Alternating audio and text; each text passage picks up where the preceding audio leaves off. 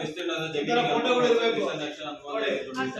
ಈ ತರ ಯೋಜನೆ ಮಾಡೋದು ನಾವು ಇದು ತೋರಿಸೋದು ನೋಡಿ. ಈಜುಡಿ ಟ್ಯಾಂಕ್ ಈ ತರ ಬರುತ್ತೆ, ಸೆಪ್ಟಿಕ್ ಟ್ಯಾಂಕ್. ನೀವು ಇದನ್ನ ಕಂಪಲ್ಸರಿ ಎಲ್ಲ ವರ್ಗು ಪ್ರತಿಯೊಂದನ್ನು ಇದರ ಇರಬೇಕು.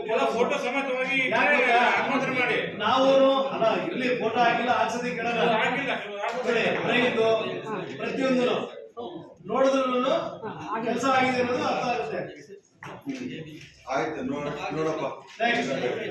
ವಿಷಯ ಸಂಖ್ಯೆ 22 ಅಲ್ಲ ವಿಷಯ ಸಂಖ್ಯೆ 21 ಟೋಲ್ ಗೇಟ್ KSRTC ಅವರು ಅಭಿವೃದ್ಧಿ ಮಾಡೋದು.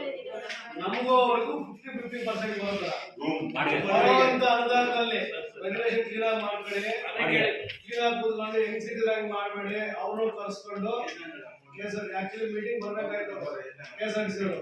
ನೀವು ಮೀಟಿಂಗ್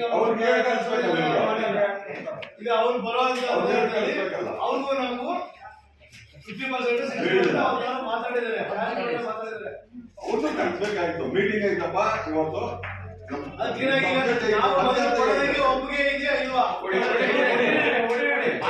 ಕೊಡೋದಕ್ಕೆ ಒಪ್ಪಿಗೆ ಇದೆಯಾ ಇಲ್ವಾ ಎಲ್ಲರಿಗೂ ಈಗ ಅಲ್ಲಿ ಡೆಮಾಲೇಷನ್ ಮಾಡೋದಕ್ಕೆ ಒಪ್ಪಿಗೆ ಇದೆಯಾ ಇಲ್ವಾ ಕೇಳ್ಬೇಕಲ್ವಾ ಸಬ್ಜೆಕ್ಟ್. ಅವ್ರನ್ನು ರೂಮ್ ಮಾಡಿದ್ರೆ ಏನ್ ಮಾಡಕ್ಕಾಗುತ್ತೆ? ನಾವು ಆ ಸಬ್ಜೆಕ್ಟ್ ಬರ್ಬೇಕಾದ್ರೆ ಪಾಯಿಂಟ್ ಈಗ ಅಲ್ಲಿ ಮೊದಲನೇದಾಗಿ ಜಿಲ್ಲಾಧಿಕಾರಿಗಳಿಗೆ ಹೊಸವೇ ಕಳಿಸಿ.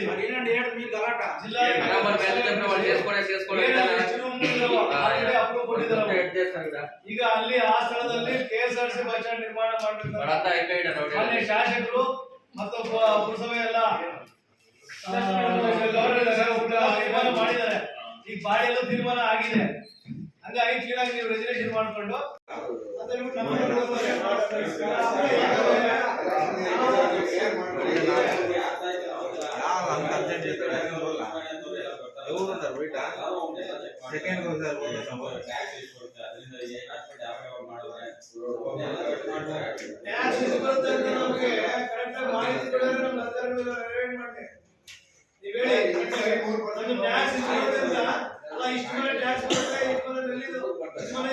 ಹೋಗ್ಲಿ ನೀವು ಒಂದ್ ದಿವಸ ಆದ್ರೆ ಯಾರು ಇಷ್ಟು ಮನೆ ಬಗ್ಗೆ ಇಷ್ಟು ಎಲ್ಲಿದೆ ಅಂತ ಕೊಟ್ಟಿದ್ದಾರೆ ಬಗ್ಗೆ ಇವತ್ತಂಗ ಇಲ್ಲ. ರೆಗ್ಯುಲರ್ ಮಾಡಿದ್ರೆ ಮಾಡಲ್ಲ, SI ವಸೂಲು ಮಾಡಕ್ ಹೋಗಂದ್ರೆ ಹೋಗಲ್ಲ.